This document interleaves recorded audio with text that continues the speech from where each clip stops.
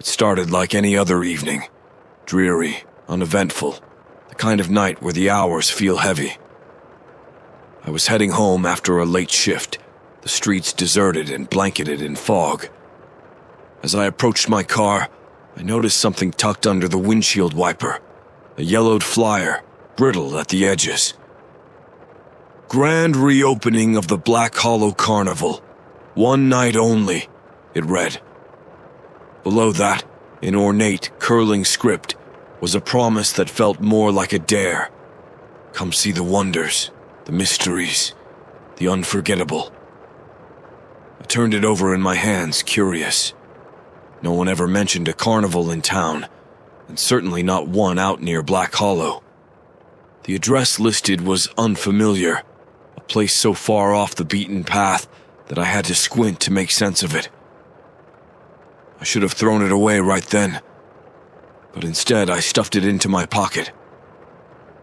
An hour later, I found myself driving toward it, the flyer's directions glowing faintly in the dim light of my dashboard. The roads grew narrower and darker the farther I went, until the asphalt gave way to gravel. My headlights illuminated nothing but a suffocating wall of trees. And then I saw it. The carnival rose out of the mist like a mirage. Strings of dim, flickering lights sagged between skeletal wooden poles, casting pale halos in the dense fog. The ticket booth at the entrance was abandoned, its windows cracked and smeared with grime. Beyond it, the rides and attractions loomed, silent and foreboding, like ghosts of their former selves. A chill crawled up my spine, urging me to turn back. But a low hum drifted through the air, faint and hypnotic, pulling me forward. I stepped through the rusted gates, their creak echoing like a warning, and crossed into the carnival. The first thing I noticed was the music. It wasn't quite right, discordant and sluggish, as if a dying calliope struggled to remember a tune. The sound wove through the air, making the silence between the notes feel oppressive. The carnival was empty, or at least it seemed so at first. The Ferris wheel, half draped in torn tarps, groaned as it turned slowly on its own. The carousel spun in fits and starts, its carved horses chipped and splintered, their painted eyes staring blankly into the mist. A vendor cart toppled nearby, its popcorn spilled and rotting in a damp pile. I wasn't alone for long. A figure emerged from the fog. A man, maybe, though something about his shape was all wrong. He wore a clown suit, its colors faded and stained, the fabric sagging unnaturally over his too thin frame. His face was painted in cracked white grease paint, but the mouth beneath it seemed wrong, too wide and too still. He carried a tray of candy apples, offering one to me with a hand that shook just enough to make my stomach turn. "No, thank you," I mumbled, stepping away. His glassy eyes didn't blink, didn't follow me, but I felt his gaze burn into my back as I moved deeper into the carnival. I wasn't sure why I stayed. I could have turned around, could have left, but every step seemed guided by something beyond me, an invisible thread tugging me forward. The Hall of Mirrors loomed ahead, its entrance a gaping maw framed by shattered glass. A sign hung above it, the letters faded but legible. "See yourself, as you've never seen before." I hesitated, but the thread pulled tighter. Inside, the air was stifling, and my own reflection stared back at me from every direction. But as I moved, the reflections began to shift. At first, it was subtle. My mirrored self lagged a moment too long before following my movements, or blinked when I hadn't. But then the changes grew grotesque. My face stretched and warped, the eyes bulging and the mouth widening into a leering grin that didn't belong to me. The reflections leaned forward, pressing against the glass as if they might crawl out. I turned to leave, but the way out was gone. The mirrors had closed in, forming an endless corridor that looped back on itself. My breath came in shallow gasps as panic clawed at me. And then I saw it. A figure, barely discernible at first, standing at the far end of the mirrors. Its outline wavered, but its eyes glowed faintly, watching. As it stepped closer, the mirrors around me shuddered, and a low, guttural laugh echoed through the hall. I ran, smashing through one of the mirrors, shards slicing at my arms as I tumbled into the open air. The carnival felt different now. The mist had thickened, and the calliope music had stopped. I turned back to the Hall of Mirrors, expecting the same shattered remains I'd just escaped from. But the entrance stood whole and unbroken, as though it had never changed. Somewhere in the distance, a voice whispered, just loud enough to be heard, "The curtain is waiting." The whisper followed me as I stumbled away from the Hall of Mirrors, my breath hitching with every step. The mist hung heavier now, clinging to my skin and muffling the sound of my own footsteps. I paused to get my bearings, but the carnival had shifted. What was once a clear path to the entrance now led deeper into the maze of twisted attractions. The rides loomed larger, their silhouettes distorted by the fog. The Ferris wheel creaked louder, its rusted arms groaning as it spun, though I couldn't see who, or what, powered it. "Hello?" My voice echoed, swallowed quickly by the void around me. A soft shuffle answered, followed by the faint scrape of metal on metal. I turned sharply, heart racing. A figure stepped out from behind a sagging cotton candy stand, its head tilted in a way that set my nerves on edge. It was a man, or what had been a man once. His skin was waxy and pallid, his face sunken, as though it were collapsing inward. He wore a patched carnival worker's uniform, its stripes faded and torn. In his hand, he clutched a rusted ticket punch. "You're still here," he rasped, his voice wet and gurgling, as if he spoke through water. I'm trying to leave."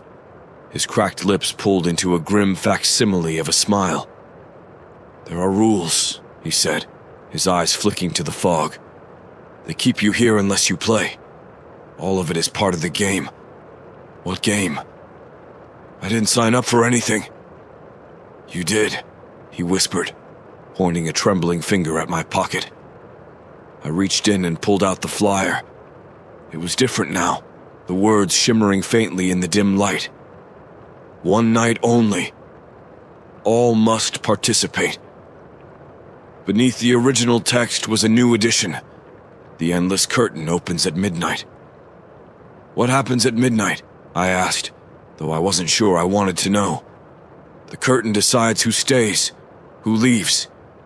"Who? What is the curtain?" His smile faltered. "You'll see." Without another word, he shuffled off into the mist, vanishing as suddenly as he'd appeared. I tried to follow, but the fog thickened, pushing me back like a living thing. The minutes dragged by, though the pocket watch hanging from the Ferris wheel insisted it was already nearing midnight. The attraction seemed to pulse with life now. The carousel horses turned their heads to watch as I passed, their painted grins splitting wider. The clown I'd seen earlier stood beneath a broken street lamp, his hollow eyes tracking my every move. I wasn't alone anymore. I spotted others, scattered visitors, drawn here like I was. A young woman sat slumped near the shooting gallery, sobbing into her hands. A man in a business suit wandered aimlessly, muttering to himself, his face pale and gaunt. But the carnival didn't care about us. It felt alive, its energy building towards something inevitable. Every shadow seemed deeper, every sound sharper. The air itself grew oppressive, suffused with an almost electric charge. And then the music started again, a slow, mournful tune that seemed to come from the big top at the heart of the carnival. The tent's tattered stripes rippled in the unseen wind, the entrance yawning like a mouth. Above it, a sign flickered weakly. The endless curtain. I didn't want to go, but I couldn't stop myself.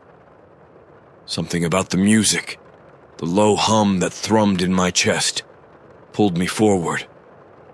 Others were being drawn in too, trudging through the mist like moths to a flame. The inside of the tent was vast, impossibly so. Rows of wooden benches stretched out into the dark, most of them empty save for a few scattered figures slumped in unnatural stillness.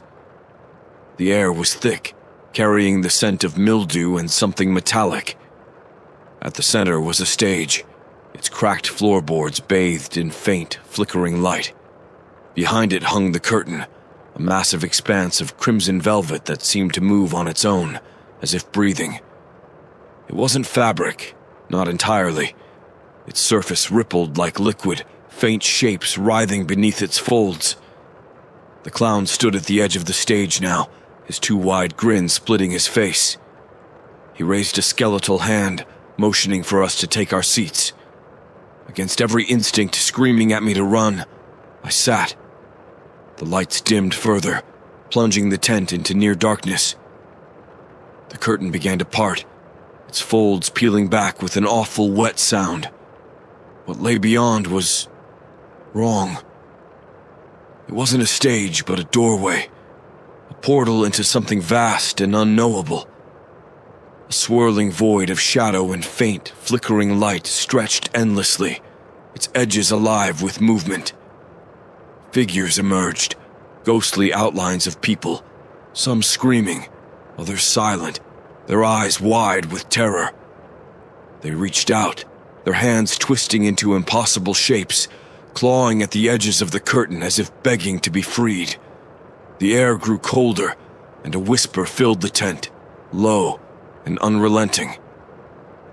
Choose. What does it want? I whispered to the man next to me, but he didn't answer. When I turned, he was gone, his seat empty. The others began vanishing too, one by one, their forms dissolving into the mist as they were pulled toward the curtain. And then it turned its attention to me. The whispers grew louder, overlapping and chaotic as the shadows reached out. My legs refused to move, my body frozen. The void behind the curtain pulsed, alive and watching, waiting for my choice. Run? Stay? What would it even matter?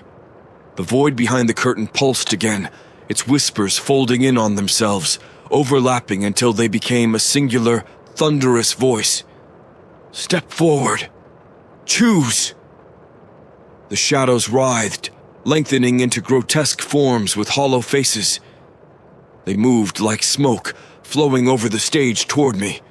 Cold gripped my ankles, rooting me in place as my breath came in ragged gasps. I didn't ask for this, I whispered, my voice barely audible over the oppressive hum.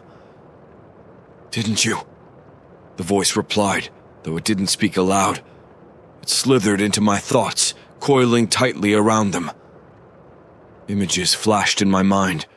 The flyer on my windshield, my hesitation, my decision to come. You were curious. You were hungry. Now, you are here. The curtain rippled violently, and the figures trapped within screamed in unison, their faces pressing against its surface. One of them looked like me. No, that's not possible. I stumbled backward, my heart pounding. The bench behind me had disappeared, as had the others. I was alone in the tent now, the void pulling me closer with every passing second. The clown appeared at my side, silent but grinning. He tilted his head slowly like a puppet on frayed strings and extended his hand.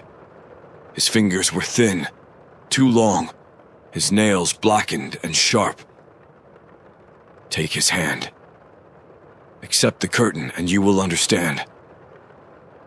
I won't, I said, though my resolve felt paper thin. My feet inched toward the stage, against my will.